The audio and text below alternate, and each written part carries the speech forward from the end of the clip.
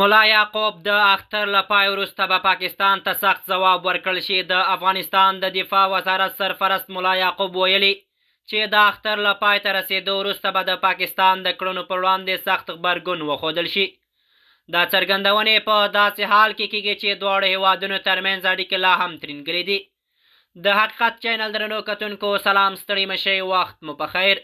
ګرانو کتونکو، که حقیقت نیوز چینل مو نه وي سبسکرایب کړئ، په درنښت سره همدا اوس یې سبسکرایب کړئ تر څو زموږ مهم او تازه خبر تر ټولو د مخکې تر تاسو در ورسیږي.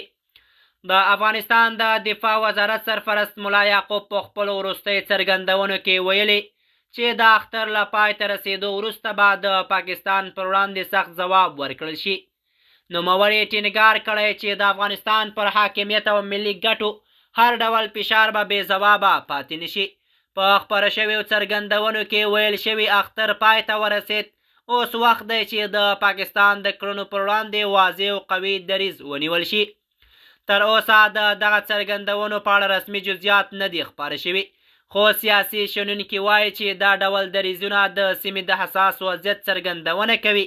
کارپوهان باور لري چې د افغانستان او پاکستان ترمنځ اړیکې له اوږدې مودې راهیسې له ستونزو سره مخ دي او وخت ناوخت د دواړو لورو ترمنځ لفظي او سیاسي ترینګلتیاوې زیاتې شوي دي. یو شمېر شنونکي وایي که څه هم دا ډول څرګندونې د داخلي فشارونو د کمولو لپاره کارول کیږي، خو عملي ګامونه به د سیمې پر ثبات مستقیم اغیزه ولري.